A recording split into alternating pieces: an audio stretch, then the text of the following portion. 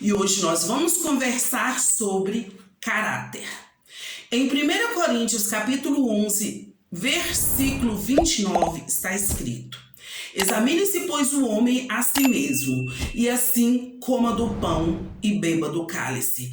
Pois quem come e bebe sem discernir o corpo, come e bebe juízo para si mesmo. Eis a razão porque há entre vós muitos fracos e doentes, e não poucos que dormem. Existem muitas brigas, discórdias nas famílias, nas igrejas, nos clubes, nas localidades de trabalho.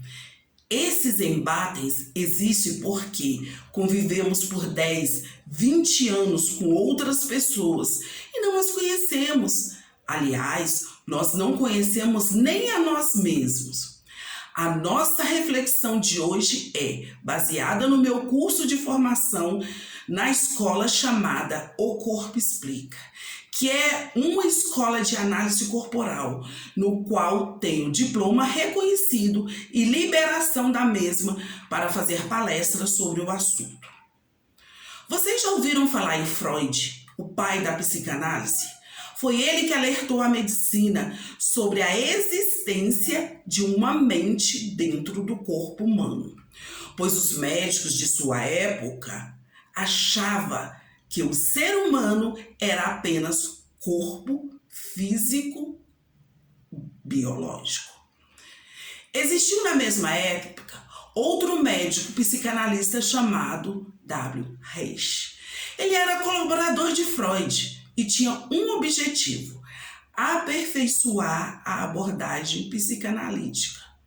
Então, para isso, ele iniciou o estudo da análise do caráter. Freud dizia que havia uma mente no corpo humano. Reich foi além. Sim, existe uma mente, mas a mente e o corpo são uma coisa só. Ele passou a atender os pacientes que Freud não conseguia tratar.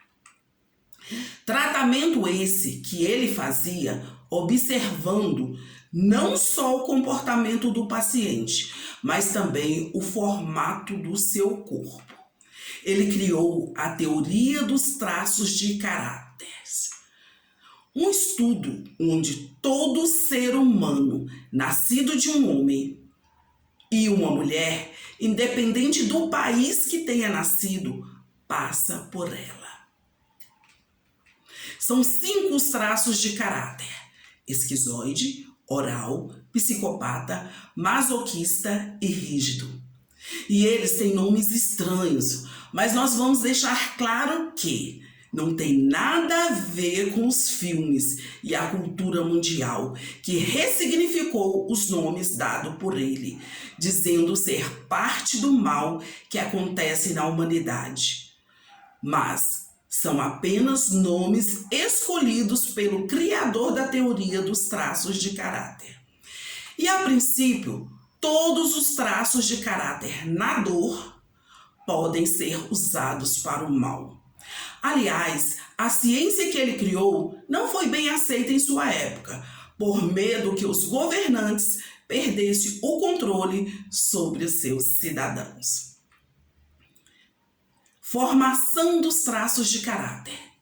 Em primeiro lugar, temos que saber que todo traço de caráter carrega um superpoder e uma dor. E na dor emocional, sentimental, todo mundo pode ser mau. Ou aceitar que o mal reine em sua vida. O primeiro traço de caráter a ser formado é o esquizoide. Seu momento de formação é durante a gestação, durante o parto e vai até o primeiro mês de vida. A dor desse traço é sentir-se rejeitado. Seu superpoder ou recurso é a criatividade, imaginação e capacidade de raciocínio.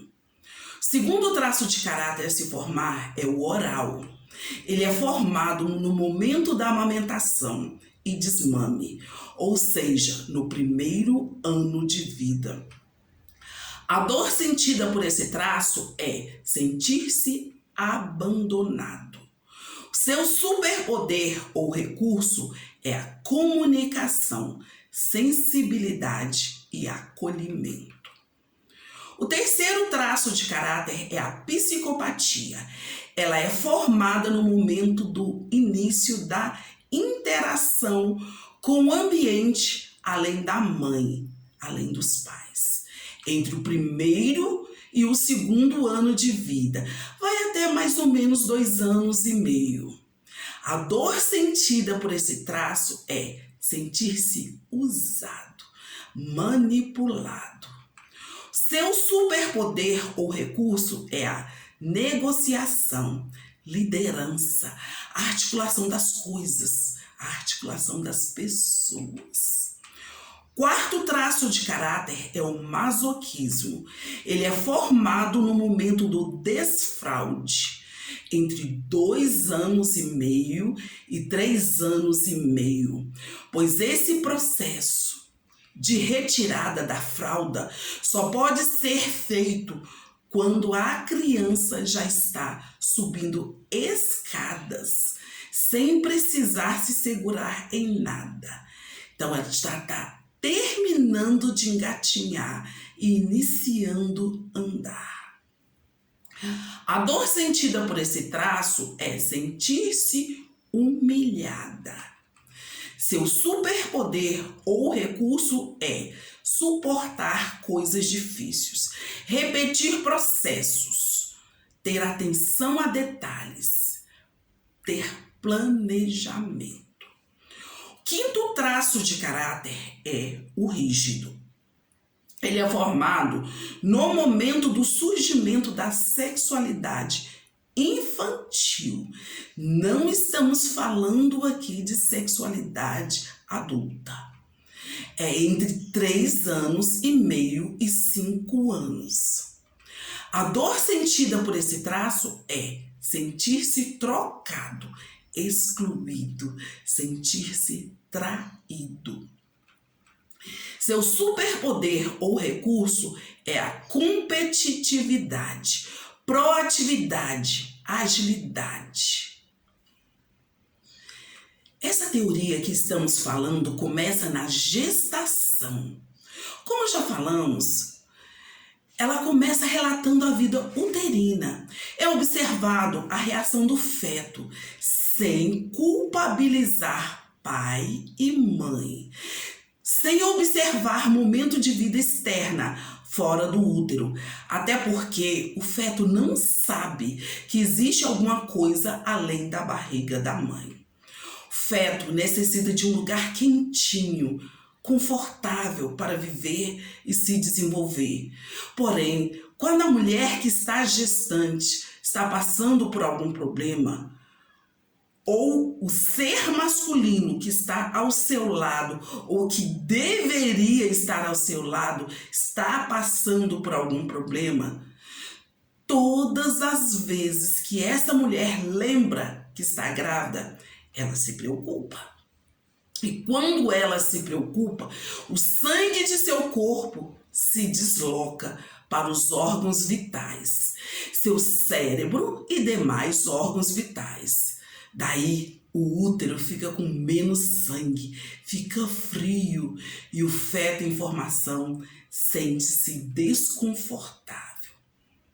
Se essa situação se repete várias vezes durante a gestação, esse feto se sente rejeitado e diminui os movimentos. O seu corpo deixa de crescer e seu cérebro cresce.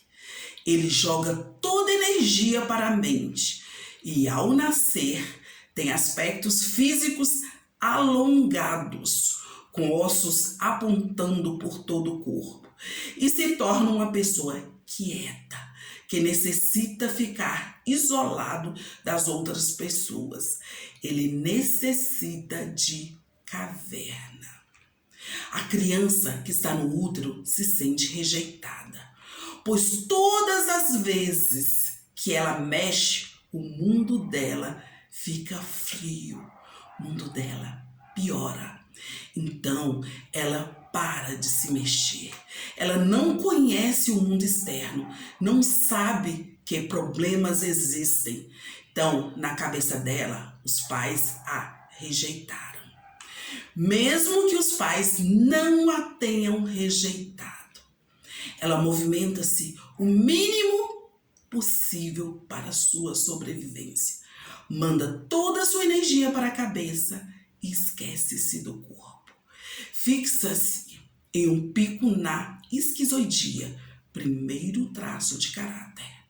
A pessoa com traço de caráter esquizoide vive no mundo da lua, tem ideias diferentes de todo mundo, tem dificuldades para fazer amizade, é fria, é racional, é prática, necessita de caverna, de ficar sozinho.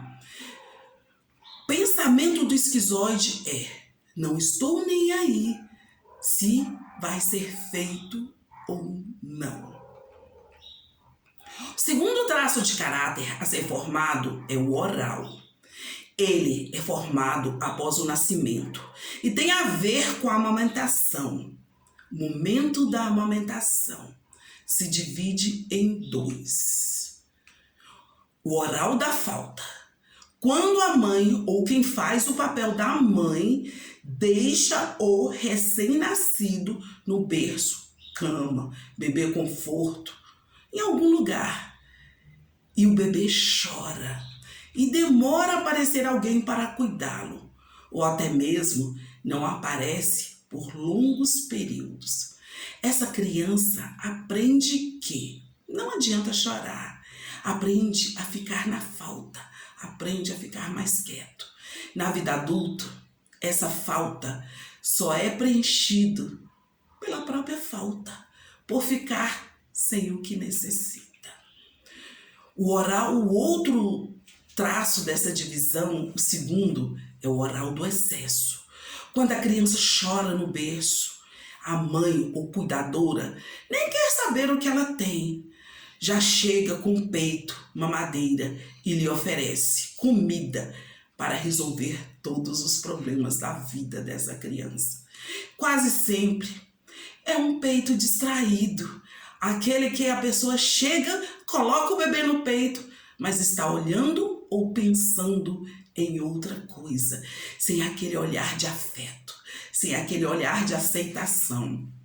Então, quando essa pessoa fica adulta, essa pessoa valoriza em excesso a comida.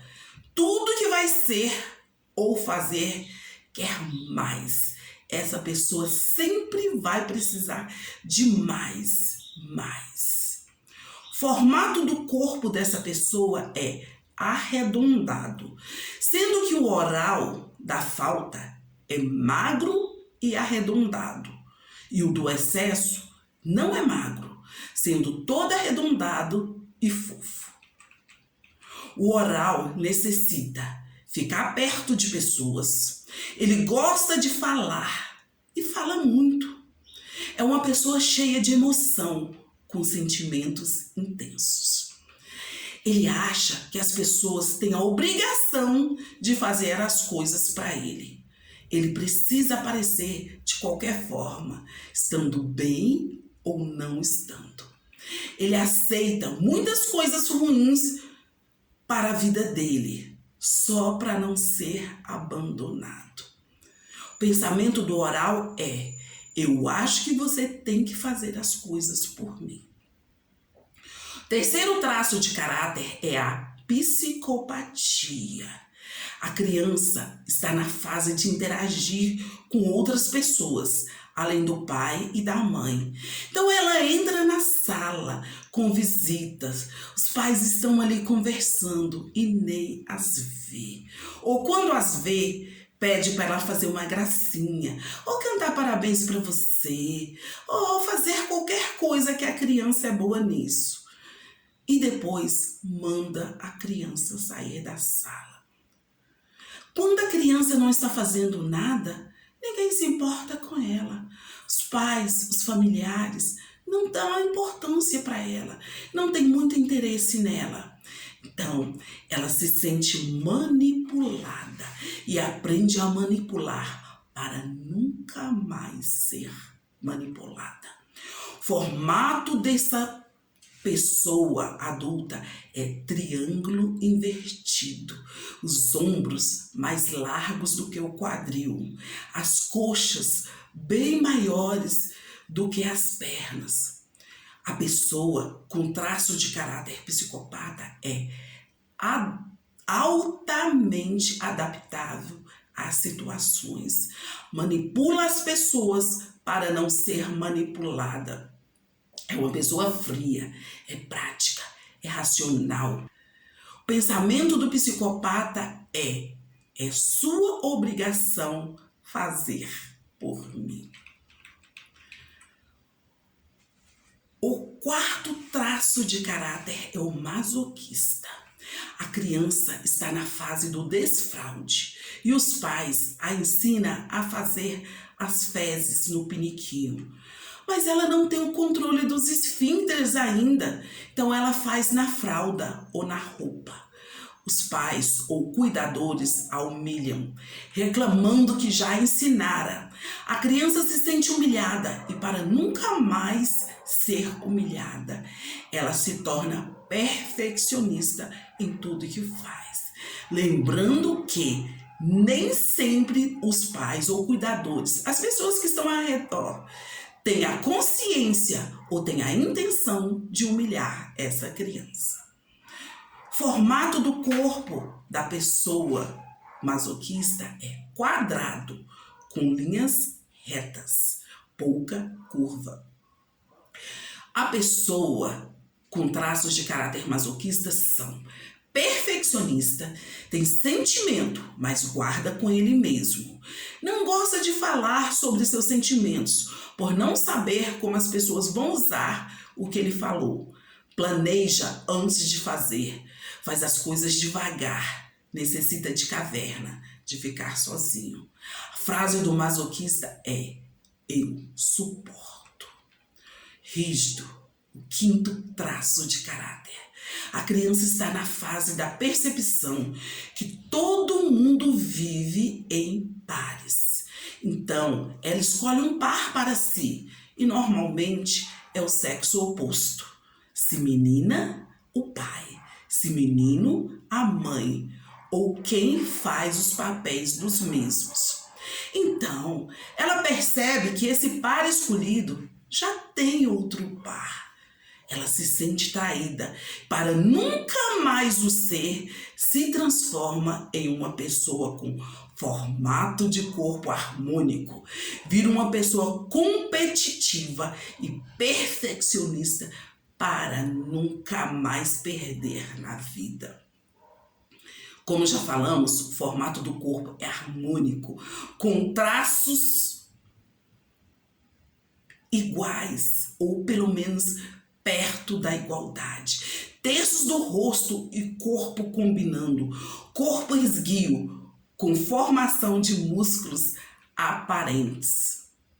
A pessoa com traços de caráter rígido são frios, práticos, racionais, ágil e proativo, e seguros. Sempre tem um plano B para tudo que vai fazer. Precisa de um palco para brilhar. Frase do rígido é: eu faço e faço bem feito. Ação é coisa de rígido, com rapidez. Não podemos esquecer que todos nós temos os cinco traços de caráter misturados em nós. Uns têm picos bem acentuados em alguns e outros são bem distribuídos. Eu citei 2 cientistas antigos, Freud e Reich, e uma escola de análise corporal da atualidade, o Corpo Explica. Quero deixar bem claro que citar não é concordar com tudo que esse cientista ou que esses professores da atualidade fez, faz, fizeram, vão fazer ou pensam. Mas é perceber que Deus os usou no tempo certo, na dedicação deles, para abençoar a humanidade. O que eles faz ou pensam de errado, pagarão para Deus. Se vocês gostam desse tipo de conteúdo, deixe seu like, se inscreva no canal. Temos muito conteúdo vindo por aí. Nossa pretensão é que essa playlist Feridas na Alma, que está aqui em cima, tenha um resumo das piores feridas da alma que assolam a humanidade. Compartilhe esses vídeos. Dê sua opinião sobre qual ferida da alma quer ouvir. E o que a Bíblia nos fala sobre caráter? Nosso exemplo de vida, nosso espelho de vida é a vida de Jesus Cristo. Jesus viveu e conviveu com seus discípulos, acessando-os, cada um conforme o caráter que eles tinham e respeitando o traço de caráter de cada um. Tratava eles na sua diversidade com igualdade. Por exemplo, Jesus repreende a Pedro na sua dor de ser abandonado por Jesus, quando Jesus fala que vai para Jerusalém, mesmo sabendo que morrerá lá. Jesus dá a responsabilidade a Pedro de apacentar suas ovelhas, por saber que ele tinha recurso emocional para isso. Jesus conhecia o seu próprio caráter e o caráter dos seus discípulos. Ele sabia que Simão era impulsivo, tinha sentimentos fortes, era de decisão súbita e de ação rápido. Pedro tinha o senso do fazer rápido, ação, iniciativa. Ele era prático, gostava de vencer desafios, era zeloso ao extremo. Quando Jesus foi preso, ele usou a espada para defender seu mestre. Jesus sabia que ele era uma pessoa comunicativa, falante, impulsiva, intensa. Então ele era capaz de apacentar suas ovelhas. Jesus também sabia que André era organizado, gostava de planejamento, era metódico, previsível, tinha certeza e compreensão exata das regras. Que André vivia no primeiro amor pelo reino dos céus, que suportava e não deixava que seu amor fosse vencido pelo cansaço, pela perseguição ou pelo modismo do mundo. Então fez dele um evangelista. Jesus conhecia Tiago, o irmão de João, que sabia que ele era idealizador, era um pensador com um comportamento criativo, intuitivo, mas sempre bem equilibrado e flexível. Ele sabia que ele era jovem, individualista e ambicioso. Jesus também conhecia João, o irmão de Tiago. Sabia que ele era comunicador, tinha um comportamento sensível e de bom relacionamento, que ele era confiável. Então, deu-lhe a incumbência de cuidar da sua mãe. Ele sabia também que João era manipulador através dos sentimentos, que precisava da aceitação, do reconhecimento do grupo, que ele era inteligente, corajoso, sensível, intuitivo, e que poderia deixá-lo viver o bastante e lhe conceder revelações profundas, apocalípticas. Sobre Filipe, sabemos pouco, mas Jesus sabia muito. Homem simples, com perfil de organizador, de comportamento detalhista e metódico. Sobre Bartolomeu, também temos poucas referências bíblicas, mas isso não quer dizer que Jesus não o conhecia. E o que falar de Tomé? Gostava de organização, sempre movido pela ordem, controle e segurança. Gostava de detalhes, era analítico. Gostava de planejar, era leal, responsável, trabalhador incansável e teimoso. Jesus conhecia sua incredulidade, tanto que apareceu para quebrar essa incredulidade. E o que falar de Mateus? Era um comunicador, um consolidador de fácil adaptação, um coletor de imposto que mudou sua vida por amor a Jesus. Jesus conhecia Tiago, o filho de Alfeu, um jovem ambicioso que transformou sua ambição em poder para aliviar a dor das pessoas através do Evangelho de Jesus. Ele conhecia Tadeu, Judas Tadeu, que pouco sabemos dele, mas Jesus sabia muito. O que falar de Simão, o nacionalista ou o zelote? Ele era inflamado, possível, prático, era um rebelde, gostava de protestar e Jesus o conhecia muito bem. E Judas Iscariotes, um homem que amava o dinheiro, tanto que pelo dinheiro ele traiu Jesus. Jesus o conhecia e conviveu com ele, já sabendo o que ele ia fazer. Jesus conhecia seus discípulos por ser 100% homem e 100% Deus. Ele nos deixou conhecimento, sabedoria, nos deixou a ciência para que nós nos conhecêssemos e conhecêssemos nosso próximo, para assim poder amá-los como eles são, como Jesus nos mandou, para podermos viver como Jesus viveu. E também para poder ouvir o que Timóteo ouviu de Paulo. E conheceis o seu caráter provado, pois serviu ao Evangelho junto comigo, como filho ao Pai. Isso está escrito em Filipenses, capítulo 2, versículo 22. Na versão da NVI, os mesmos versículos dizem: mas vocês sabem que Timóteo foi aprovado, porque serviu comigo no trabalho do Evangelho, como um filho ao lado do Pai. E em Filipenses capítulo 2, versículo 15, está escrito: para que venha a tornar-se puros e irrepreensível, filhos de Deus, inculpáveis no meio de uma geração corrompida e depravada, na qual vocês brilham como estrelas no universo.